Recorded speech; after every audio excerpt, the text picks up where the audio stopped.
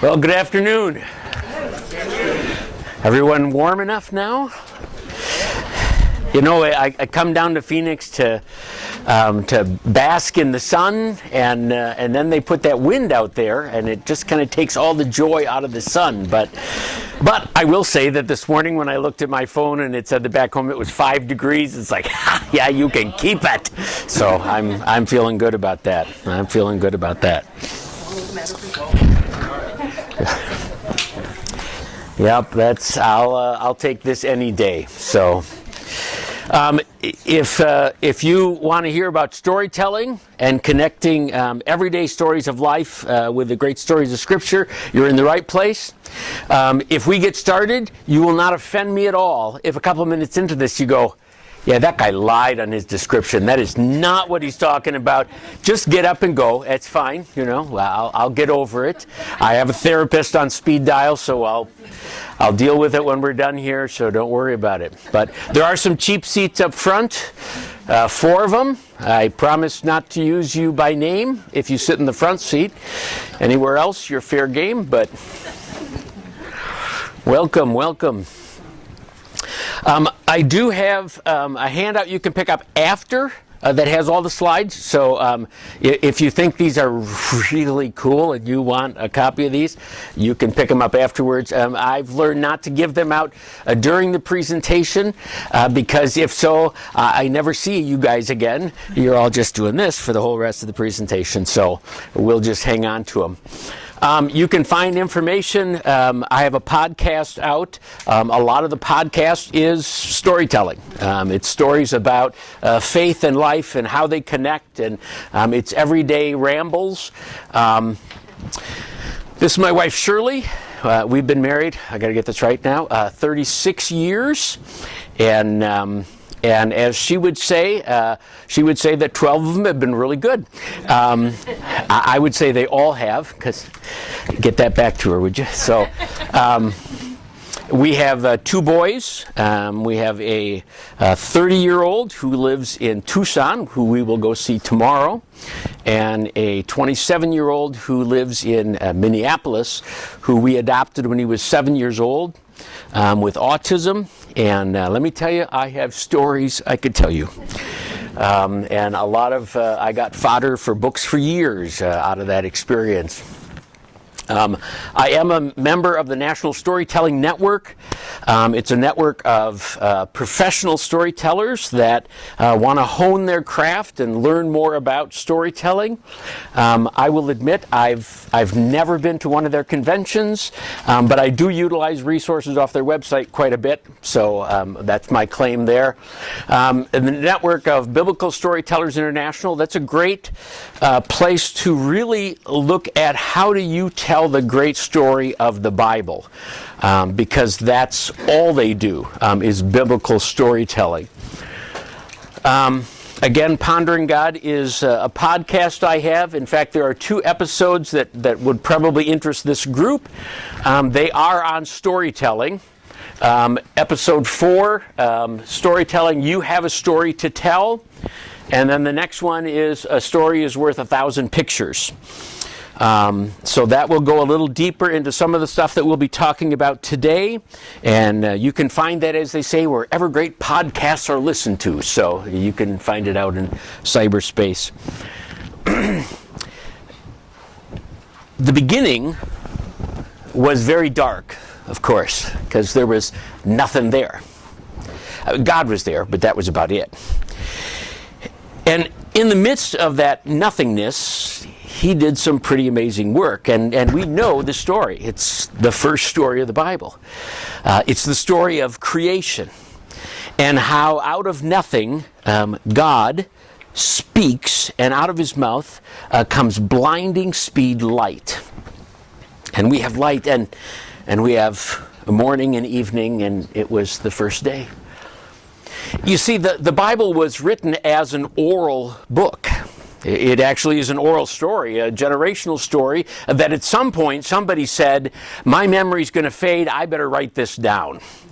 And so somebody in God's grace wrote it down. But it had been told for generations. the whole story, word by word, piece by piece, until finally somebody put pen to paper. But if you read the Old Testament is an oral story. It is not a written story. It's hard to read, in fact. Reality is translators have a hard time translating the Old Testament into written form because that's not where it started. And so it's hard to take oral stories and put them into written form and have them flow.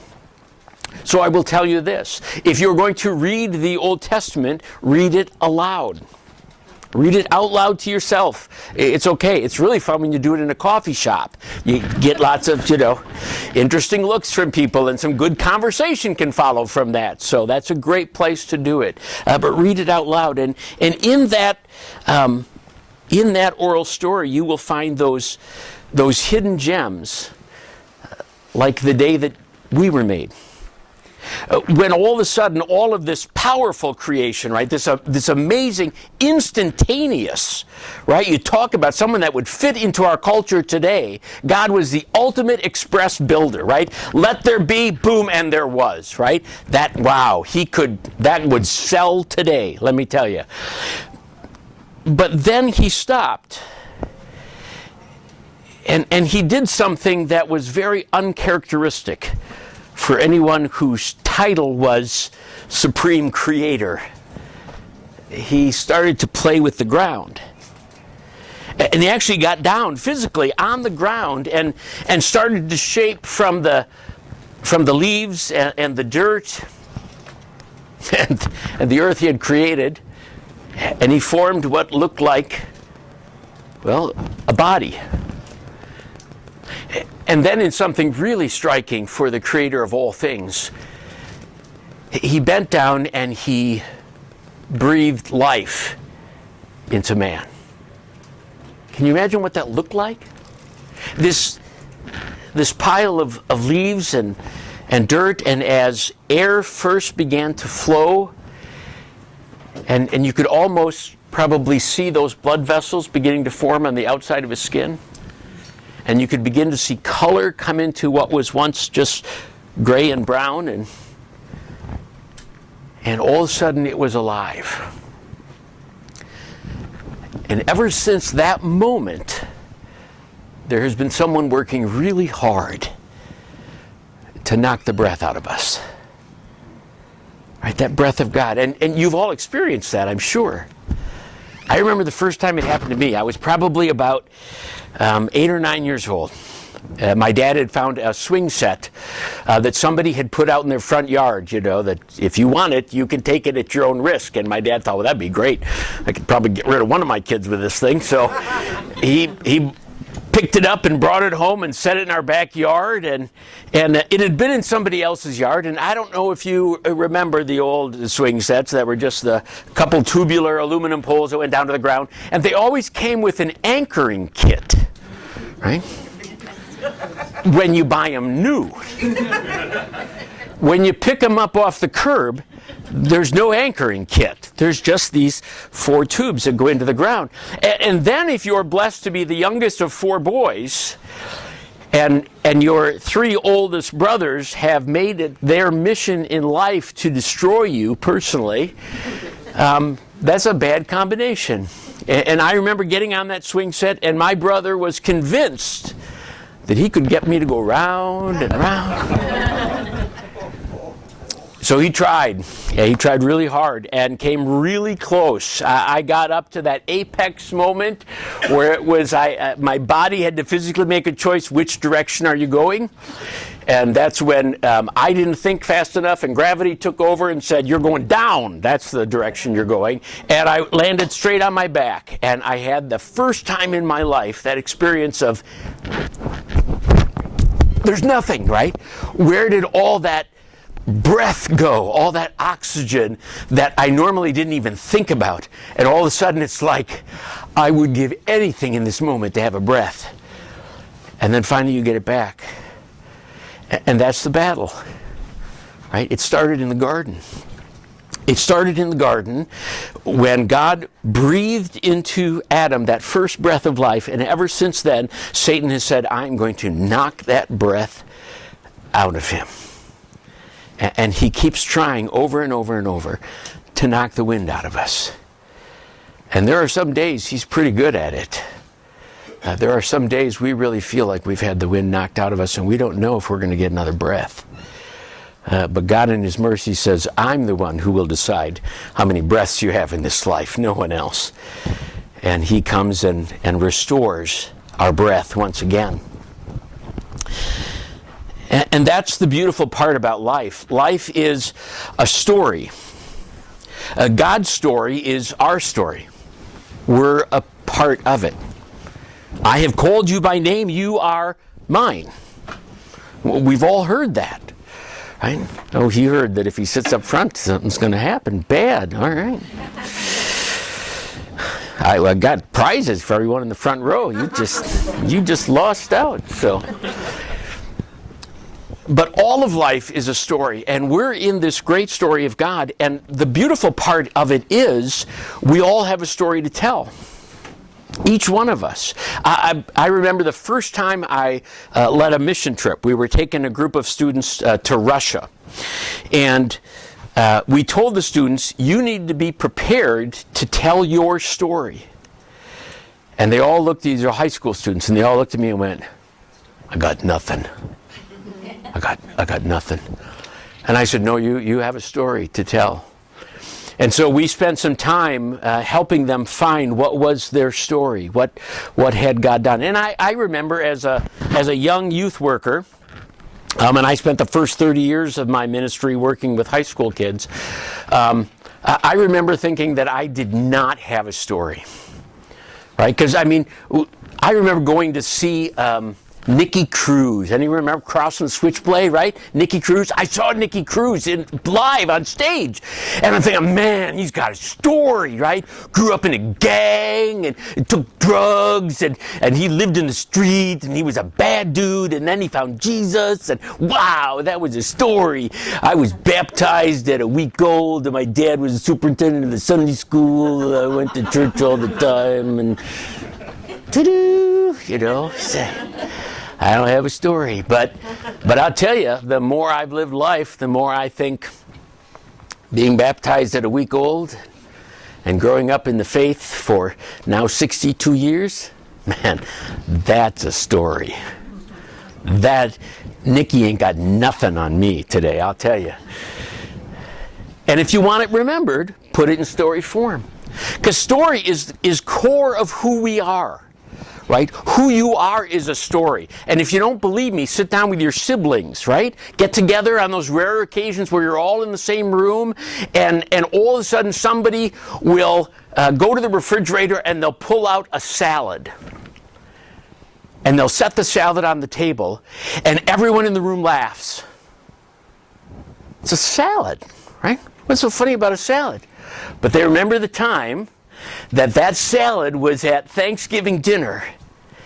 And Uncle Charlie, who always sat in the back corner for Thanksgiving dinner, who hated cottage cheese and swore he would never eat cottage cheese, got this salad passed to him and he put it on his plate and he loved it.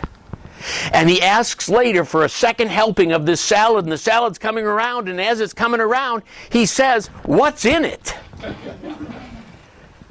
And Grandma gives him the ingredients, and as soon as she said cottage cheese, it got to Uncle Charlie, and he just passed it around.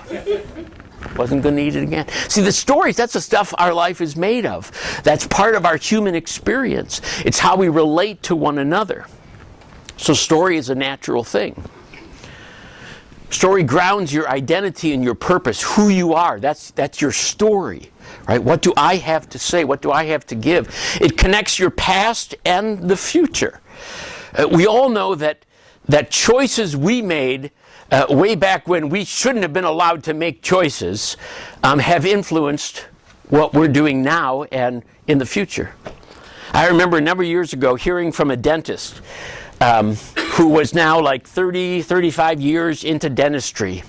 And he said, someday I want to find that 17-year-old who said you will enjoy for the rest of your life sticking your hands in the mouths of other people and say, what were you thinking?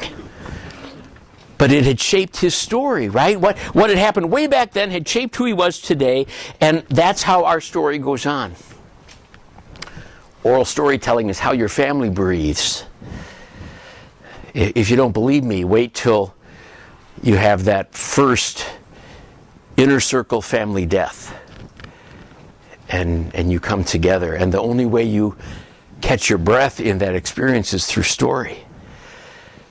When somebody begins to unfold the story of this family and this person, all of a sudden you can all kind of breathe again. Because we're built out of story. That's how God designed us. Today we want to discuss how you can improve your storytelling, because we all have a story to tell. But how do we do it effectively? How do we do it so that it impacts and that it connects with people's hearts? Storytelling has become a lost art today, because storytelling sometimes takes time. And we don't have time for that, right? Let's get to the point. Where are we going with this, right? I got places to go, things to do, people to see. So sometimes we have to learn how to sneak stories in when nobody's paying attention, and all of a sudden they're lost in a story. I learned to love stories as a kid going to church. That's where I learned to love stories. Our pastor in our church, Pastor Hanser, always lost me. You know, he'd get up there in the pulpit and he'd start and he'd introduce that sermon and he would start going, and I was lost. I would start counting the bricks. And by the way, below the candle line at the church, there are 197 stones. I know that. I have forgotten the number, how many there are above the candelabra stand, but I used to know that too. I also knew that growing up as a kid, we had exactly 74 light bulbs in the sanctuary. If you counted all the spotlights and the ones in the balcony up in the cheap seats, I knew that. But he would start telling a story, and he always started his stories, which, by the way, this is really not a great way to do it, but he always started his stories by saying, I have a story. And he always said, I have a story. And all of a sudden it was like, oh, finally, something for me. It's about time. You've been rambling for a while. And then I would tune in and I would listen to these stories of his. And that's where I developed a love for stories. Ernest Hemingway, written story, was not an oral storyteller, but he was perhaps one of the best storytellers ever around. He was challenged one time to write a story in 6 words. And he thought about it for a little while and he said, I got that. And he wrote a story. For sale. Baby shoes, never worn. That's a story, yeah? 6 words and half the room went, oh, right? That's a story. It's short, it's direct, but it's powerful, right? We know that story is loaded with emotion. So again, stories don't have to be long. As a pastor, I like to make them long because it's what I do. But there's a vast difference between written stories and oral stories. The first time I put a collection of stories together a number of years ago, here I'll make my one commercial, into a book. It's a collection of 30 stories connecting faith to everyday life. And I sent it to a gal who had been a student of mine to edit it for me. And I told her, I said, you know, I'm not a good writer, right? This was before even spell check on computers, right? And so I sent it to her and I said, you're going to have some work to do on this. And she agreed with me. She said, yep, I got some work to do on that. And we have to pray for this cord. This cord is not happy today.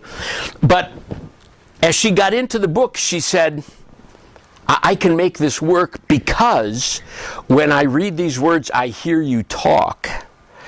And when when I hear you talk, I know what you're saying despite what you wrote. I said, well, thank you. And so she made the book come to life. But again, there's a big difference between oral stories and written stories. I want you to turn to 2 or 3 people around you, and I want you to tell them in very brief synoptic form the best story you ever heard. Right? Now, it could be, I'm going to leave this wide open. It could be a Disney story you remember. It could be a story someone told you. It could be a story from your family, right, that gets told every year at Christmas. But share with a couple people around you the favorite story you've ever heard. All right? We'll give you a couple minutes to...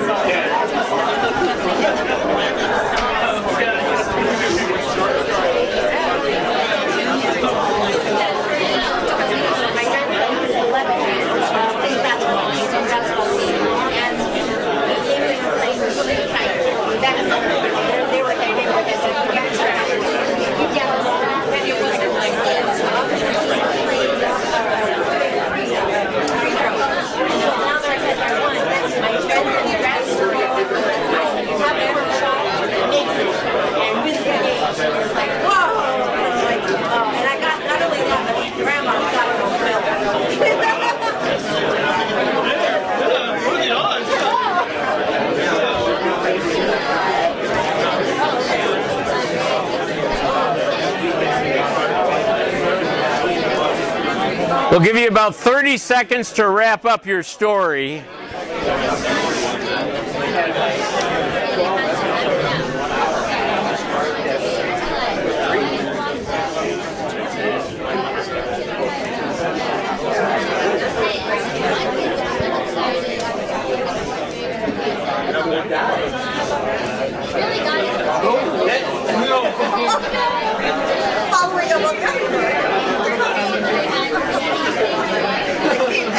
So now the danger of turning a room loose like this is to try to wrestle you back.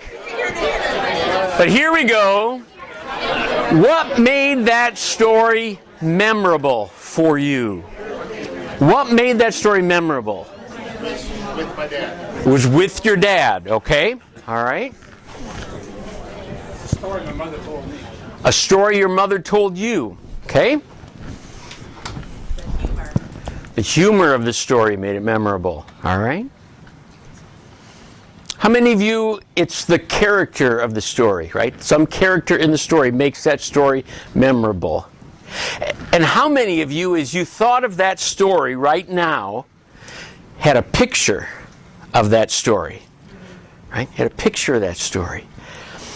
Someone once asked a great storyteller, how do you tell these long stories? I've heard them several times, and they're always very similar, right? You might reverse a couple details here and there, but the story's the same, and they're long, detailed stories. And he said, every story is simply a series of pictures in my head, right? That's what the story is. And I just go through that slide deck of pictures, and I can tell that story, because that story is all captured in pictures. How many pastors do we have in the room? pastors. All right, try this sometime with your confirmands. In the Lutheran Church, we love to make sure that our confirmands that they're at worship.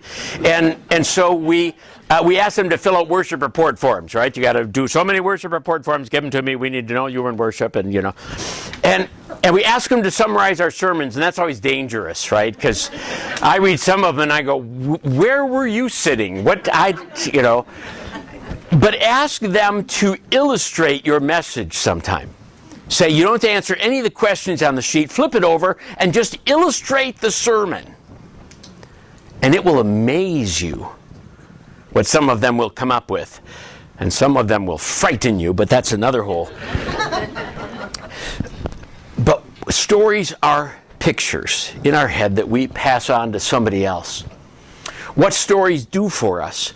They define relationships among people. There are stories you have in your family that you will tell in your family that you will tell nobody else.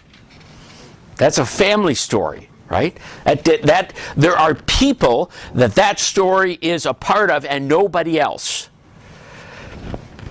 It also sets parameters, right? It sets the parameter of what is believable and not believable. How far you can go. There are stories that I can tell in this room I can't tell my confirmation class, right? There are parameters that our stories have to fit in.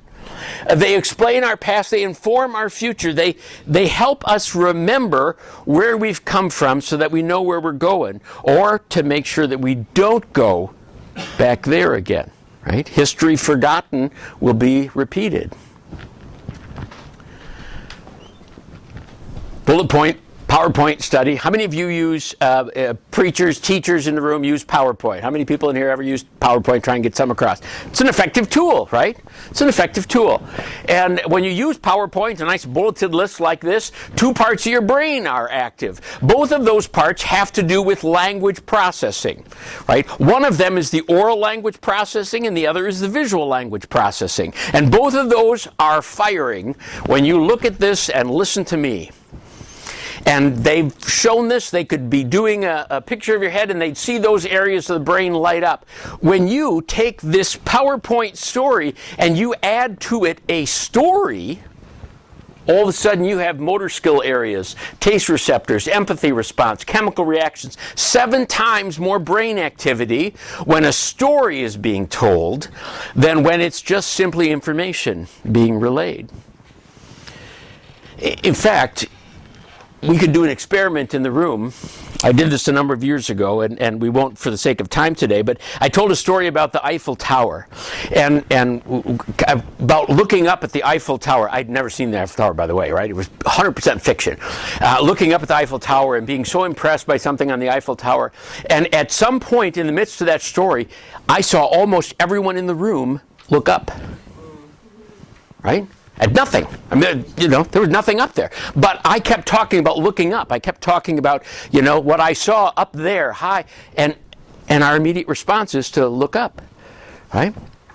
I bet you've had stories or people describe stuff to you. This happens often, right? You're really hungry, and somebody starts talking to you about food, and you have to tell them, stop.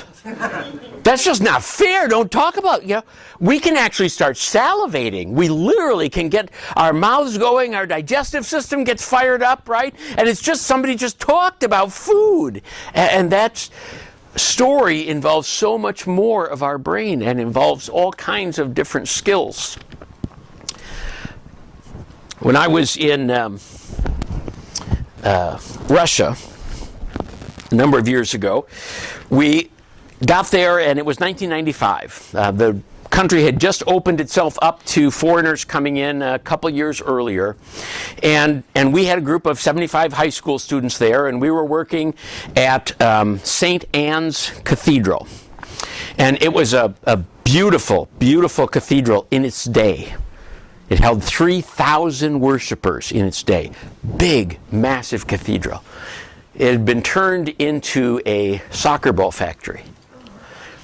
And when they turned it into a soccer ball factory, they took that expansive cathedral and they put floors across it so that they made it into a 4-story building. And when they put the floors across it, they tore out the supports of the sidewalls so that the floors could never be removed. Because if you took the floors out, the building would collapse. You will either use it like this or you won't use it at all. Right? That was how they destroyed the building. Well, this is 70 years later, and the church is being restored for functional use as a church. The lower level has been changed into a depot. Trucks can come in, semi-trucks from Orphan Grain Train, and it's where they're being processed in St. Petersburg. The second floor was being converted into office space for our mission staff in St. Petersburg. And the third and fourth floors were being converted into Sunday school space and worship space. And there was a gentleman working in the cathedral, and he was 84, 85 years old. And he told me the story of the cathedral, how on Christmas Eve they came into that cathedral and they destroyed it. It was decorated for Christmas Eve, the big celebration.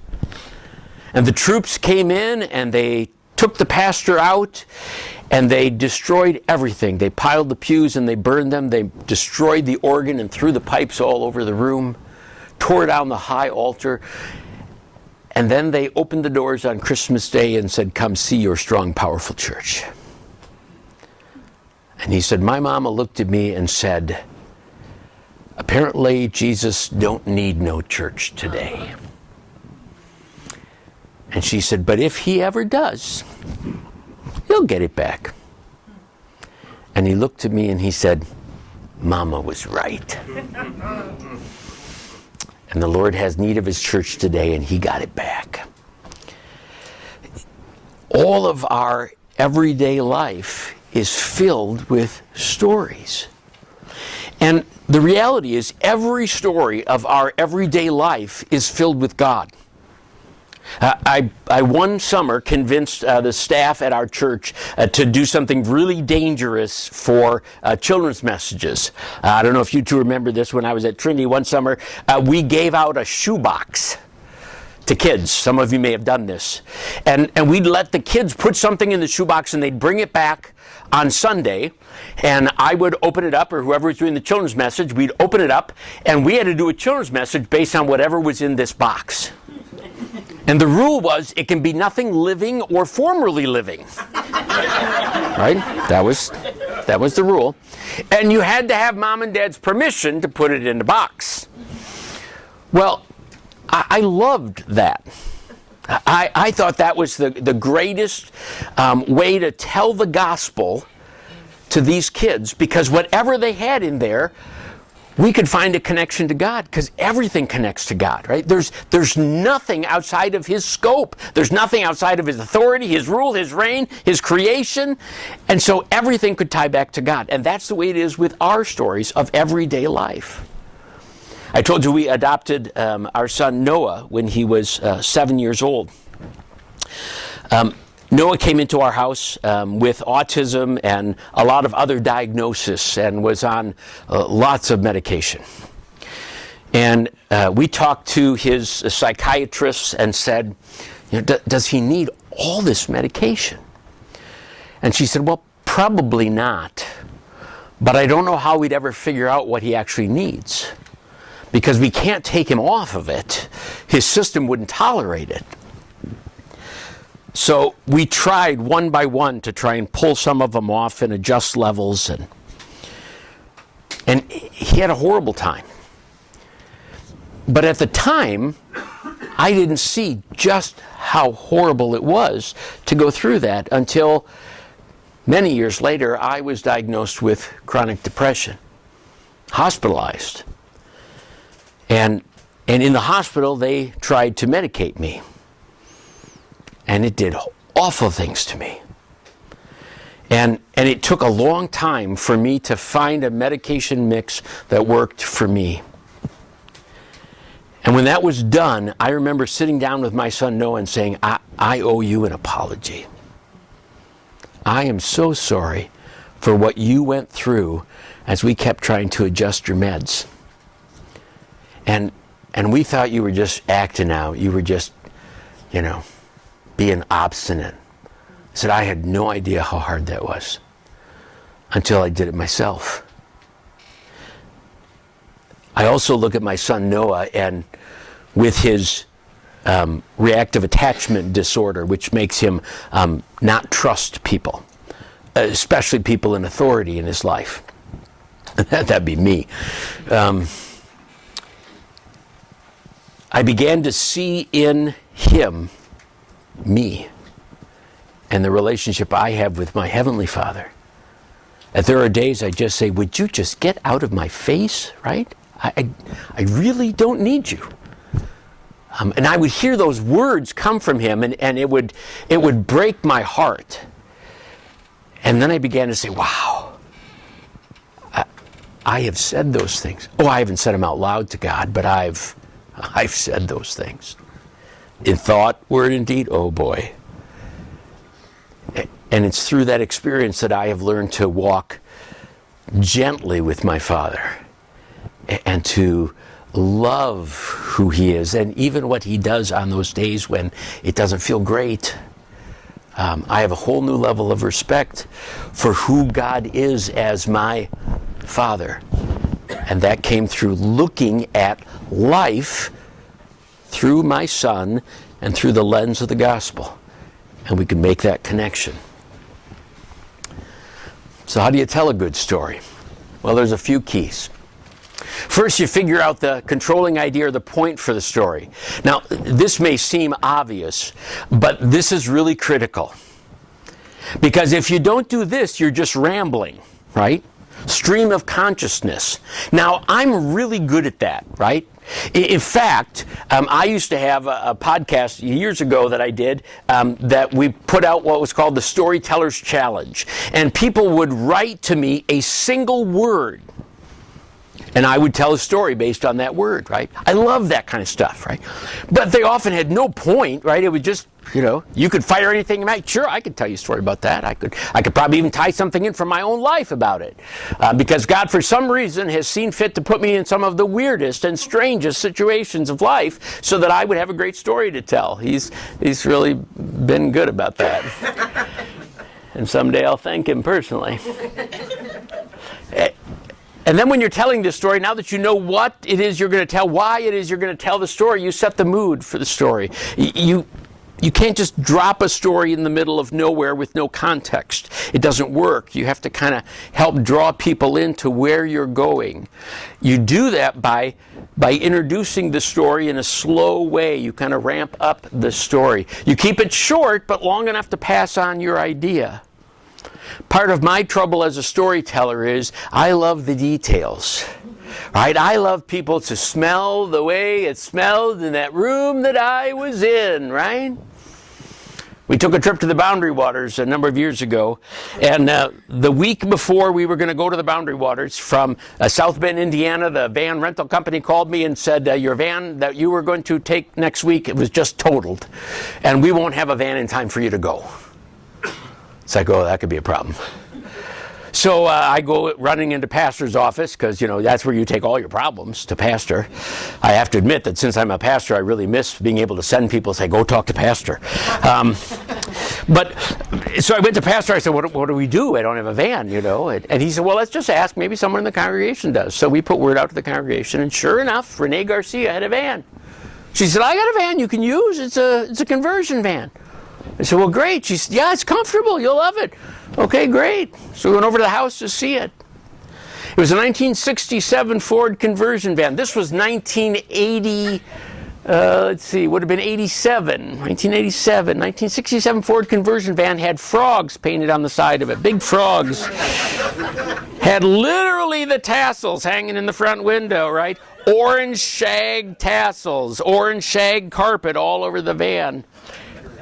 And I thought, I don't even know if this thing is seaworthy, right? I mean, it really...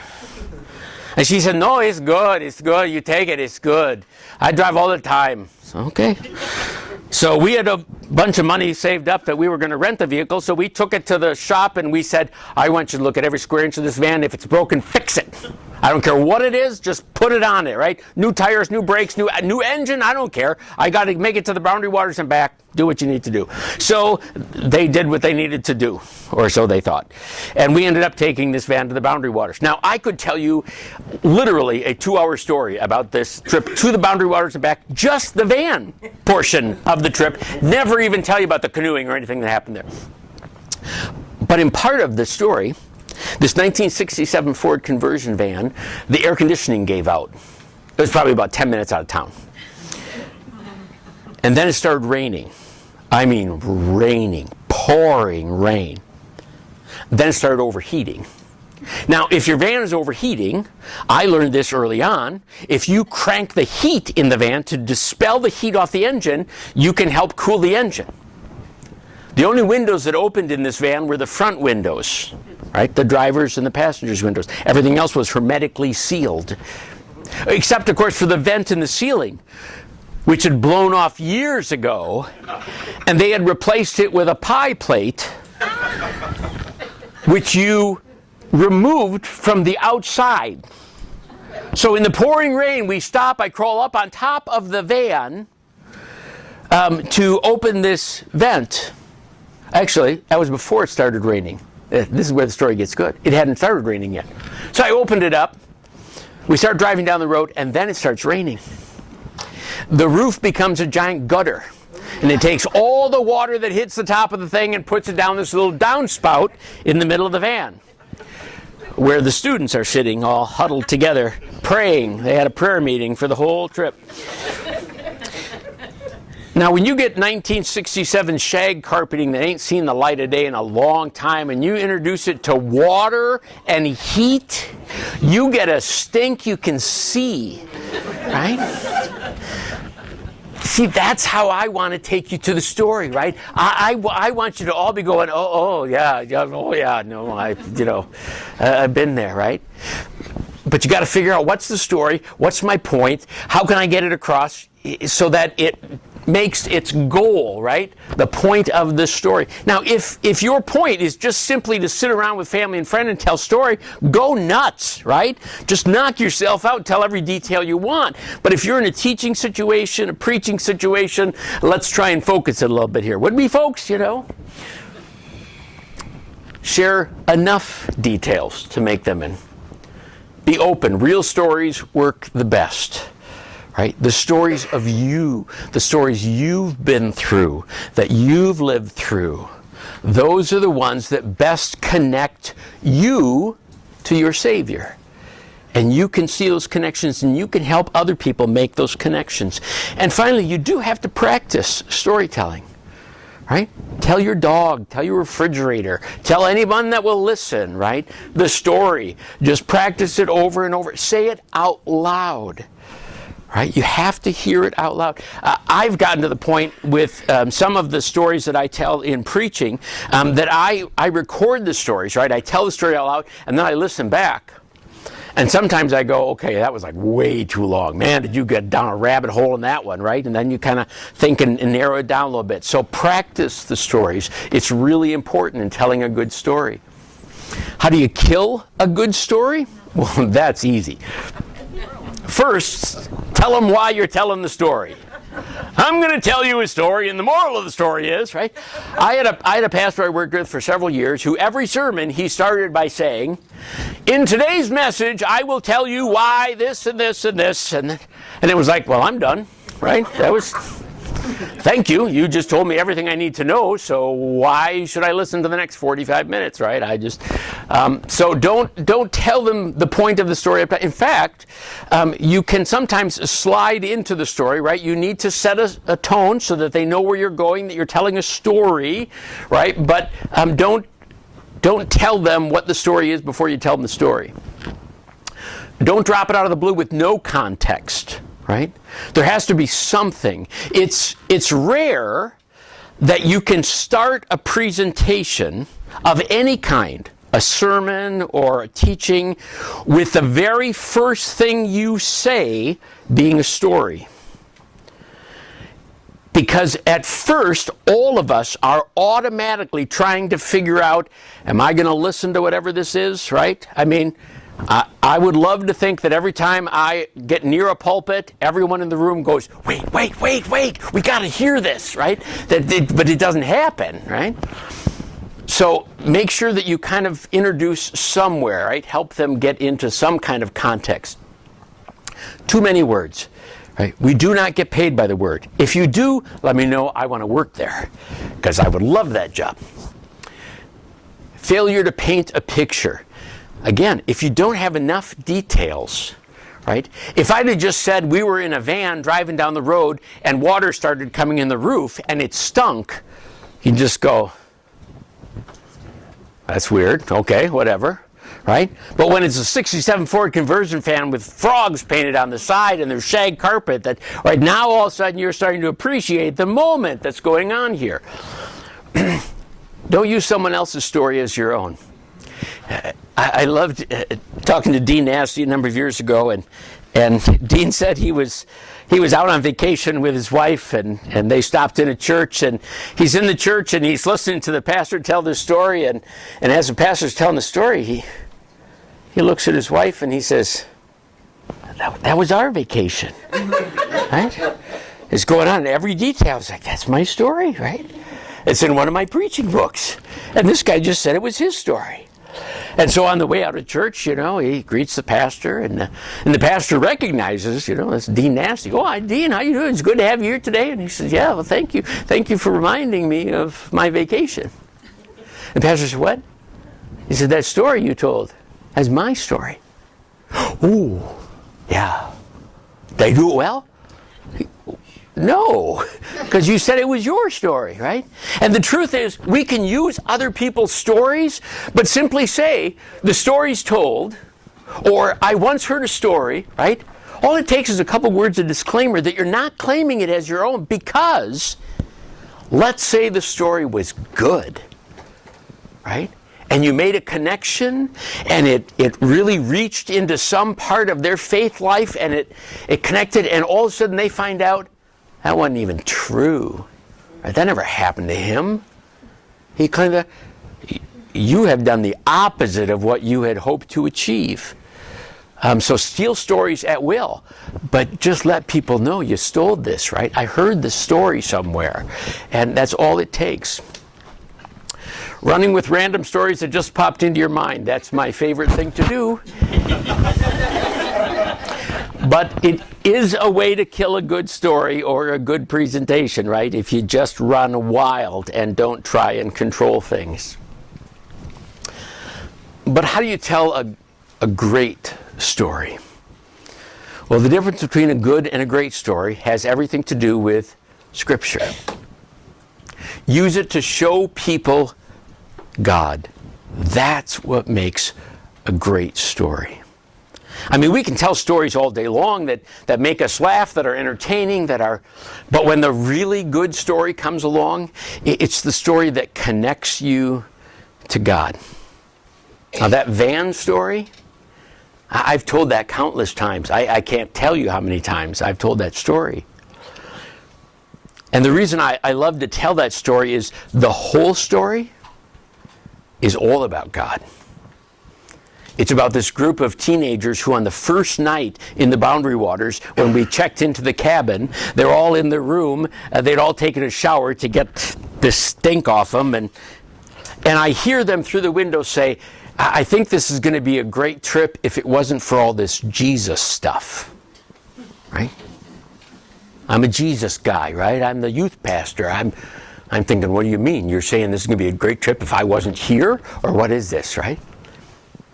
On the last night of the trip, they spent the whole night, even though we said get some sleep, right? They stayed up all night talking about what God had done on this trip. They just could not stop bragging about God. And I tell you, God showed up on that trip in miraculous ways, right? Not the least of which was that the van made it all the way. That was nothing short of divine miracle, right? On the way back, And we decided on the way back we weren't going to stop overnight because we thought the less times we shut this thing off, the better we are. And so we drove straight through. So we got back to church well ahead of schedule, and we pull into the parking lot, and the pastor pulls in right behind us. And he pulls up right behind the van and parks. And Ed was a nice guy. He's just this grandfatherly-like pastor. Everybody loved him. Didn't have a mean bone in his body. He's always smiling, hugs everybody. And so I'm looking in the rearview mirror, as angled as it was, and I can see him getting out of his car, and he has like flames coming out of his eyes, smoke rising out of his eyes. He's just gotten out of the car, and I'm thinking, what in the world is going on? What happened while I was gone? And he comes up to the side door of the van and says, "Who did it?" Well, wasn't me. I was gone. I just got back. And he says, "Come here." We get out, and on the back of the van is painted in white shoe polish, which you can buy at your local convenience store with a handy pad applicator, right? Is written "Van from Hell." And all I could do was look at it and say, "Yep."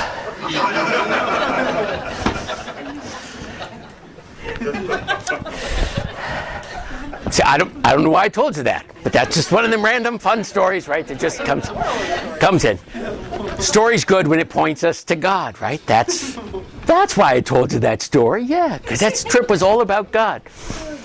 Tie faith to everyday life, right? Everyday life is filled with God's presence. We just have to point it out. Often we have to point it out to ourselves. That's the first person we have to point it out to, right? And once we see it, once we have that aha moment about how God just worked in this, then we get to tell somebody else, right? And that's why we all have stories to tell. But only when we take the time to stop and think, what has God been doing in my life, right? What happened today? Right? How did he work today in my life? And when we stop and figure that out, man, we got a story to tell, right? We've been there, done that. First time I ever flew, I flew to New York, and on a commercial airliner. I was early 20s. This was a big deal, right? I was a new youth worker. I was in my first year of youth ministry, and I was asked to serve on a team of writers at American Bible Society for a new youth curriculum they were putting together. And they asked me. I found out later they asked me because I had ordered more youth books from them than anyone else. And they really want to know, what are you doing with all those? That's why they asked me. So, but it didn't matter. I'm a big guy, right? I'm going to this conference. I get on the plane, and the stewardess comes on the plane, and she says, "We need someone willing to change seats." I was flying alone, no one's with me. I'm in a middle seat. How much worse can it get, right? So I go, "I'll change," right? So I shoot my hand up, and she says, "Would you come with me?" So I get up, and I come down. She takes me up to first class, sets me in a nice first class seat, and I'm okay with that. And then I see them bring somebody else on the plane, and they come on, and they take them back, and they put them in my seat. I'm thinking, well, why didn't you just put them in the empty seat? So I asked, right? Plane takes off, and I say, I just got to know, why did you move me and put him back there? Why didn't you just put him in? He said he was being a jerk to the gate agent. There's no way we were giving them first class. Okay, well, that's so lesson learned, right? Be nice to the gate agent, because, all right, that was a good more. So then as I'm sitting there in first class, the stewardess comes through, and she says, would everyone please, put your luggage underneath you, or, whatever. And this guy next to me has a briefcase on his lap. And so I'm expecting him to, put it underneath, or to hand it to her to put overhead. And he lifts up his hand, and he's handcuffed to it. And I'm thinking, that's interesting. I hadn't quite figured out interesting good or interesting bad, but it was interesting. And so the plane takes off, and we're talking, and as we're going, he's asking, where are you going, what are you doing, and I told him, I'm going to the American Bible Society because they asked me to come help them with a project. And he says, oh, American Bible, I know the building, I know right where it is. And he said, what hotel you staying at? I told him what hotel. And as we're talking, he says, well, I'm an art dealer. I have a gallery in Manhattan, not far from American Bible Society. Do you have a way to the hotel. I said, well, I'm going to get a taxi when I get in. He said, well, I got a car waiting. I'll take you. And this was, I was young and stupid, and I said, great, that'd be awesome. And I still thought it was pretty good until we are about to land. And as we're landing, they said, we really need your cooperation on this. When we land and they turn off that seatbelt sign and you all like to jump up, please stay seated. It will help us immensely. We have someone we need to deplane, and then we will help you. So I thought, well, that's weird, So we land, and they come on board, and I see two security guys come on board. So I'm thinking, wow, man, who they, I'm thinking maybe that grouchy guy that's back in my seat. They got to get him off the plane. And they come over and they stand right next to me. And they look at the guy next to me and they said, are you ready to go? And he goes, he's with me. What? No, I don't know that for certain. But so I got up with him, and we went out and had one of the little airport carts, right? Never got to ride in one of them before, and never got to ride in one of them since. But we got in that cart, and we just zipped through the airport, and he's honking at all the people. They're flying out of the way, and pretty soon we're down under the airport, and we're come out of this dark tunnel, and here's this huge limousine. And the guy gets out of the car, and the security guy that's with us walks over, and they pop the trunk on the limousine, and a guy comes over and unhandcuffs the briefcase from his hand, puts it in the trunk, and handcuffs it to a post that's in the trunk. So in the event that we have some catastrophic accident, and the trunk flies off this thing, and we tip upside down, the suitcase won't go anywhere.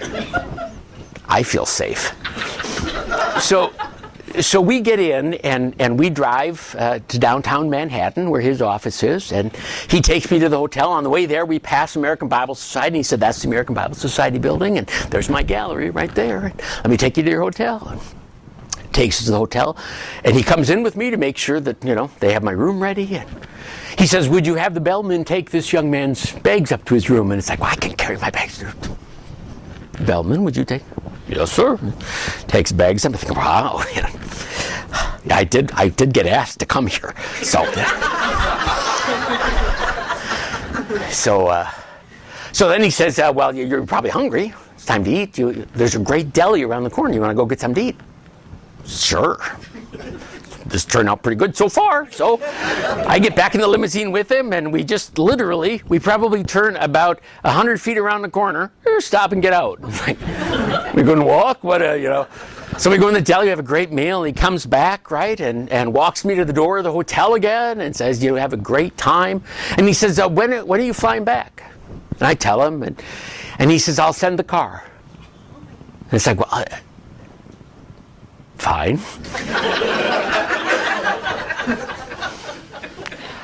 I thought, he's heard about me.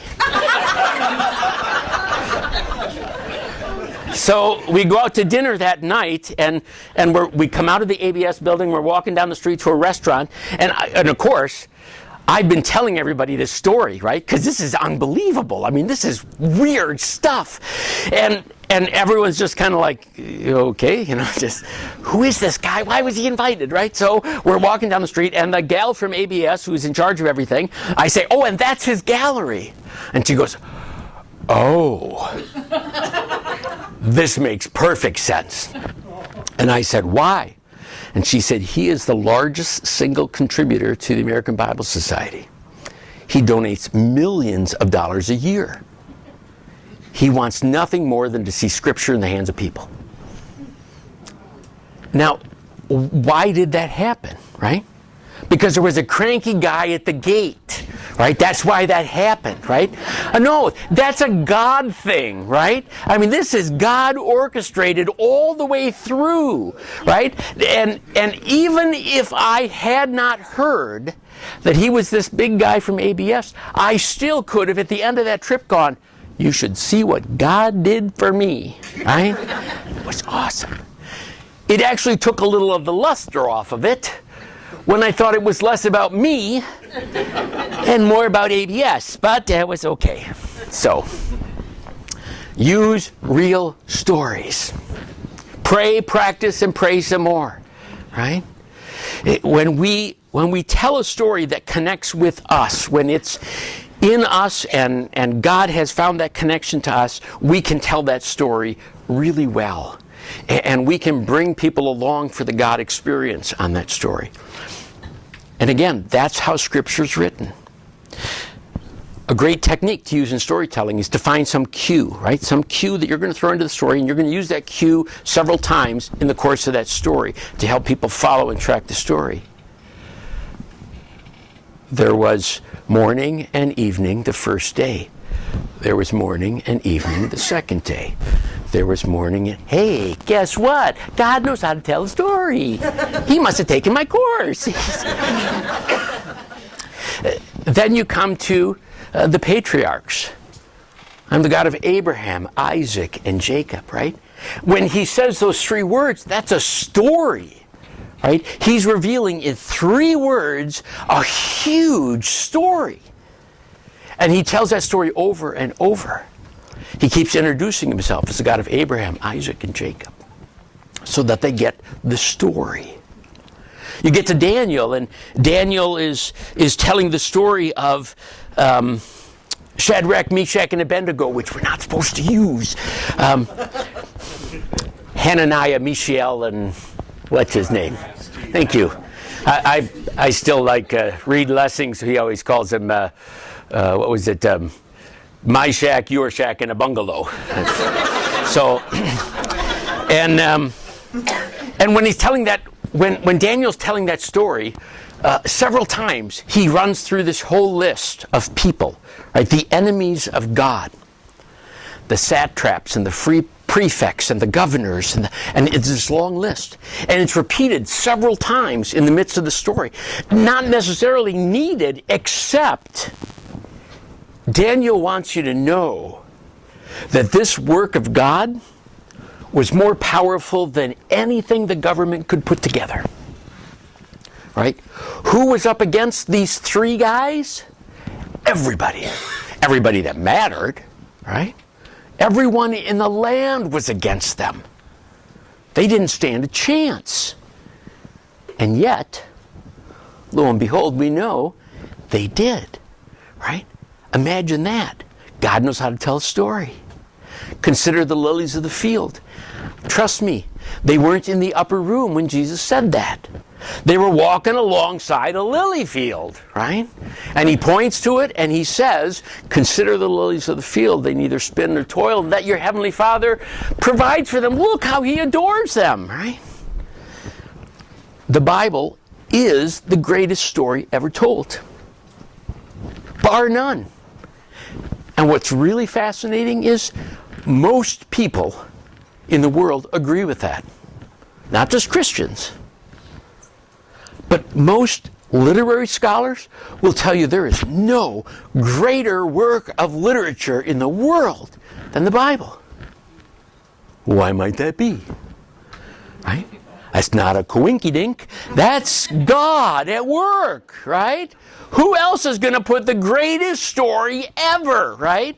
Who is going to put the kind of poetry that makes universities that are doing everything they can to take God out of life want you to study this poetry structure because it is amazing? No, it's not. It's God, right? That's what's amazing.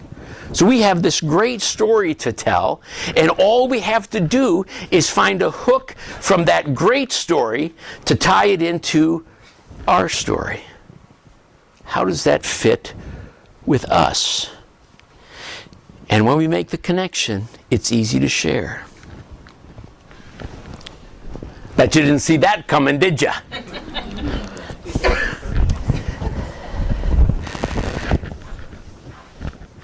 I totally forgot what story I was going to use here.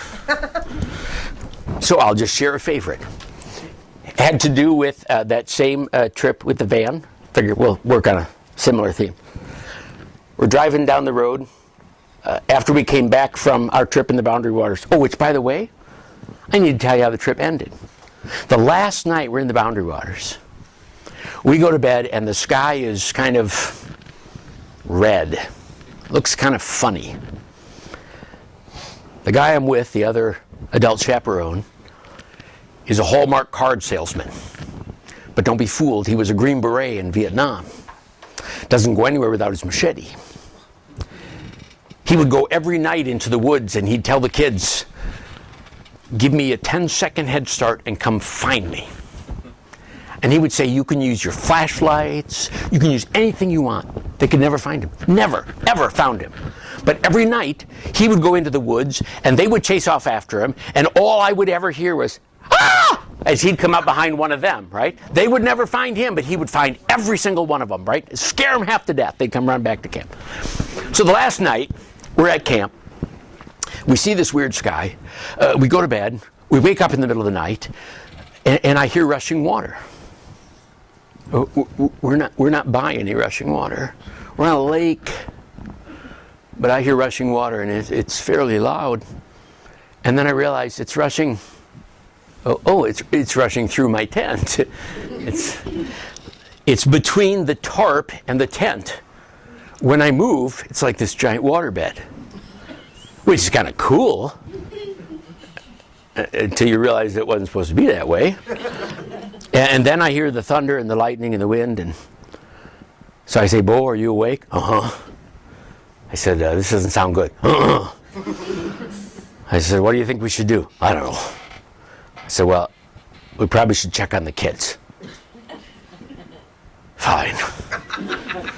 So we get out of the tent, and it is an awful storm outside. It is blowing like you would not believe. In fact, had we not come out of the tent at that moment, we would have had no canoes, right? Because the water had risen so much in the lake, our canoes, which were well up on shore, are now beginning to float away. So we were able to grab them and literally lash them to a tree so they wouldn't drive away during the night. We go over to the two tents. There's a boys' tent and a girls' tent. They had each set up their own tent. The girls' tent is set high on a hill, and its poles are straight and rigid, and it's taut, and the rain is flowing off the tent. And I go up to the tent and I say, everyone okay? Nothing, not a sound. Is everyone okay? Nothing. So we go, well, we'll let them sleep. We go to the boys' tent. It's set in a hole. Its poles are leaning in on every side. It's full of water. They are sleeping in soaked sleeping bags, but they're sound asleep, both of them. And we wake them up and it's like, splash, splash, hey, what's going on? You know, it's like, you're drowning, so get up. So they have to get up. They get up and they help us kind of secure other stuff, and we put some extra ropes on the girls' tent so it won't blow away. And we're tying everything down, and it is fierce outside. I am truly frightened by this night. Bo, Mr. Green Beret, machete, he's like, Mama, right? And so we make it through the night. We wake up in the morning, we wake up the girls. We stayed up all night because we couldn't sleep. Their tent was soaked and we weren't letting them in ours. And so the next morning the girls come out of the tent and we say, wow, you guys slept through that whole thing? Huh? I said, well, didn't you hear us come? Uh-huh. How come you didn't answer? We didn't want to come outside. Oh, well, good point. You played that well. Got to remember that in the future. We are met on the shore back at the resort by the outfitting organization, and they have the headline of the Minneapolis Star-Tribune paper. And the headline reads, Storm of the Century Rocks the Boundary Waters. It's like, no kidding. Then we start reading the article, and there were several deaths in the Boundary Waters that night. Several people had been electrocuted by lightning that had struck a tree and run through the tree roots into their tent and killed them where they were sleeping in their tent. And then we're reading the description, and that was the campsite that we were headed towards. But some lousy group got there ahead of us. And we had to take the one on the other side of the lake. And the kids all put this together too. And now all of a sudden this trip that was going to be really great if it wasn't for all the Jesus stuff. It's like, praise Jesus! Let's see what Jesus did! Jesus is awesome! Jesus. So they couldn't talk enough about what Jesus had done, right? He had come down into their everyday world in something very practical way and had rescued them, had given them this divine intervention, and we had made it out. For those of you that have ever been to the Boundary Waters, we canoed out of areas that we portaged in on the way back, right? Because the water had risen so much.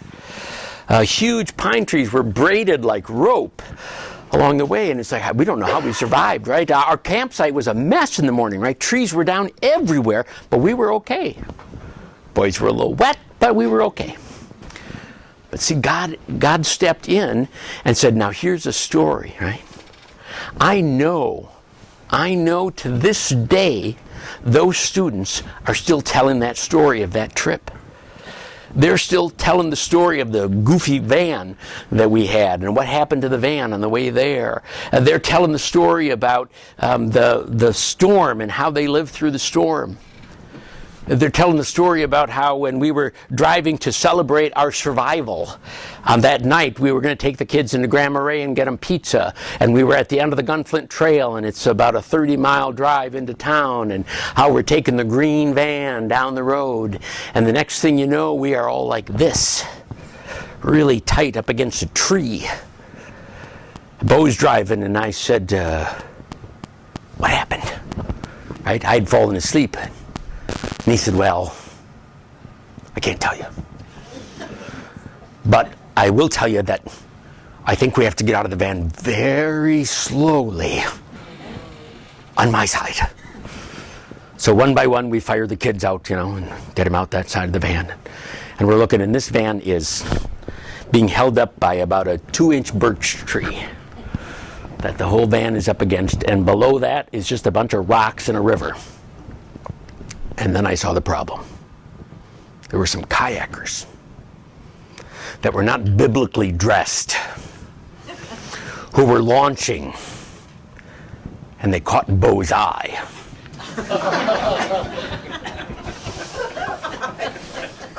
Hallmark card salesman, my. And he had apparently tried to get a closer view. But the whole trip was that way, right? It was just story after story after story. Now, I know that some of you don't live as interesting a life as I do. I know that to be true because at one of the last youth gatherings, you remember the youth gatherings used to put out a newspaper every day? You remember those days of the early gatherings? And you could take out a personal in the gathering, right? The group from St. John's in Winfield would like to say hi to the group from, and I'm going, oh, look, we got our name in the paper, So I'm reading through the paper one day at one of the gatherings, and I see survivors of trips with Craig McCourt unite.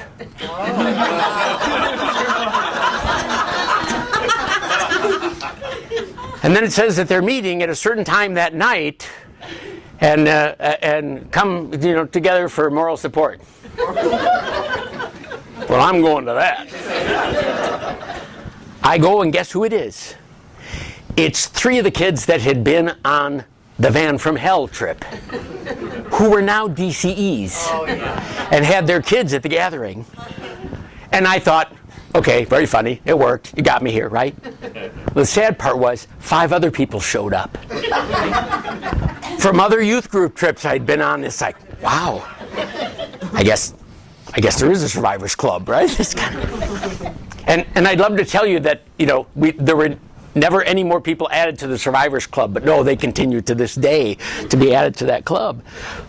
And God continues to allow me to use the everyday stuff of my life to tell and tie in the amazing stories of God. We were whitewater rafting in a river that no human should ever whitewater raft down. The Yangsigani, I think it's called, out in Pennsylvania. And we're in this river, and Gail was our tour guide. My name's Gail. I'll be taking you on the river today. It's a great day to be in a raft. Just listen to everything I say. You're going to be fine. Okay. I'm not a big fan of water, right? But I agreed because I'm the youth director and my kids want to go, so I'm just a nice guy. I buck up and I get in the boat. Now, you can't tell from now because my glasses, they have these new polycarbonate lenses, right? That make my glasses, which normally are about 4.5 inches, right? They can get them down to like 1/4 of an inch, which I love polycarbonates. So I can't see nothing without my glasses. So we get in this raft, and we're going down the river in this raft, and we are hitting some class 4 and class 5 rapids, right? This is some serious stuff. And at some point, I hear Gail say, "Aim for the rock, boys! Aim for the rock!" And I'm thinking, I don't think we should aim for the rock. I mean, I know, Gail, you've survived, but but the next thing I know, we hit this rock straight on. The boys were listening, and we hit the rock straight on. And the raft went up and around the rock and down. Except when it went up and around, I flew out.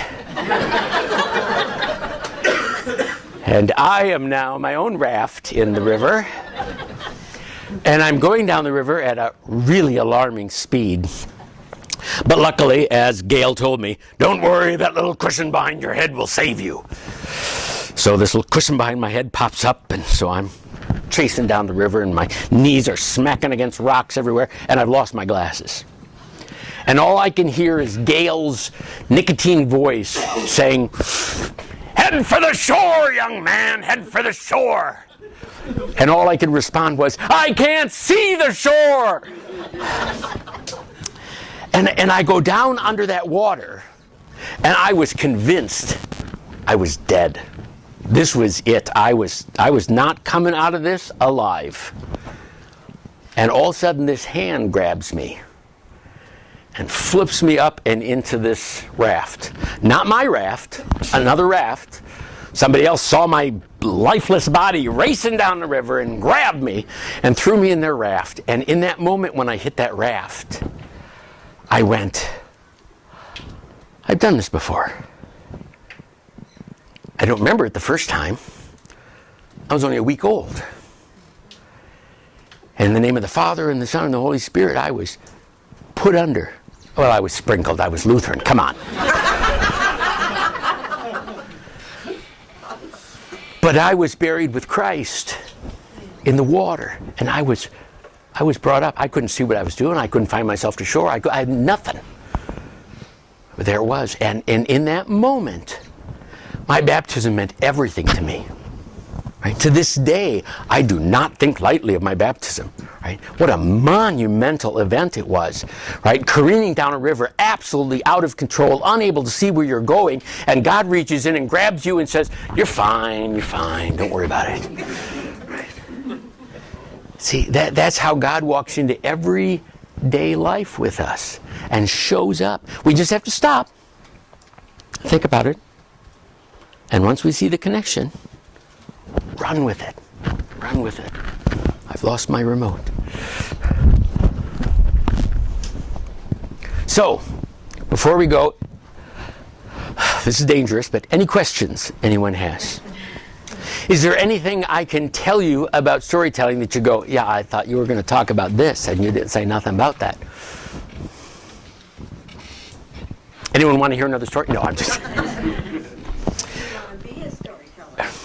Well, you know, it's the joy of my life, right? I loved being a youth director for 30 years. The kids, I have to tell you, I have some stories I could tell, except some of their parents are in the room, so I can't tell some of those stories.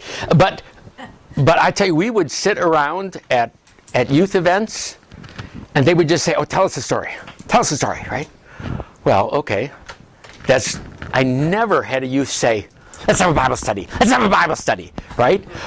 But they would say, "Tell a story," and before long, they didn't know it, but we were in a Bible study, right? That's how we got there. So it's a very effective. My congregation does it too. I mean, they say, "Tell us a story." It's like, yeah, it's called a sermon, right? You sit in the pew, I'll tell you a story, right? And so, but you can find me on online. Pondering God is the podcast. You can listen to those 2 on storytelling. You can listen to more than 2 if you want. It's fine. It's legal. But if you have any questions or if there's any way that I can point you to something, I do want to share one resource with you. And it's a resource that's hard to find, unfortunately. You can still find them on Amazon. It's called The Storyteller's Companion to the Bible. And it's in 20 volumes, I think. This one happens to be Genesis. And what this does, it doesn't tell me every story that's in Genesis, because, I mean, you can see that's, not going to cover everything. But it tells you the main stories, and it tells you about the story from a storyteller's perspective, right? How would you look at this story if you were the one passing it on, right? You were the one who, your ancestors had given it to you, and now you are the one to give it on to the network. How do you tell this story? How do you keep this story alive? It's a fascinating look at some of the great storytellers' companion to the Bible.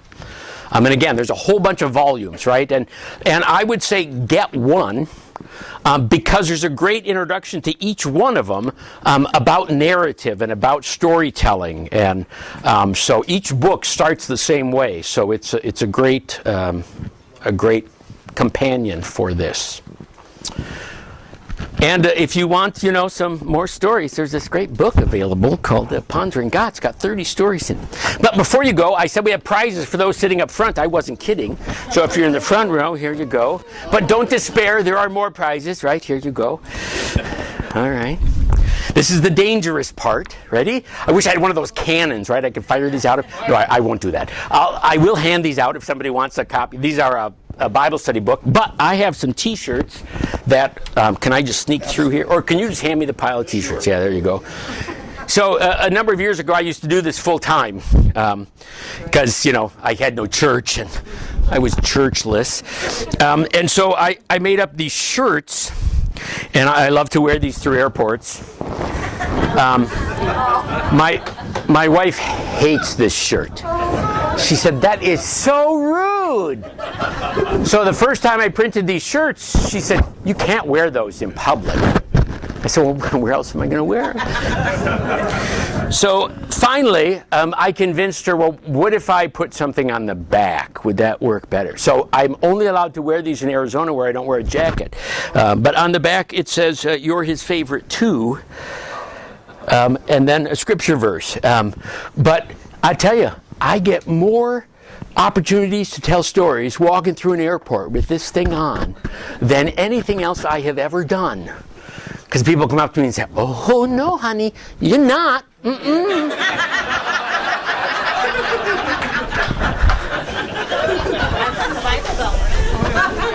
So who wants a T-shirt? There are various sizes. I don't know if you get a size you can't wear, then I guess you have to give it to somebody else. That's just the way. Oh, you got a book. Look at this, man. Give me more. Give me more. More. Back in the cheap seats. All right. Here's a few more. Don't know how to read. Is that what you're telling me, right? All right. Well, thanks for coming, and enjoy the rest of Arizona. And I do have a few copies of the printout if you want. So. Thank you. Yep.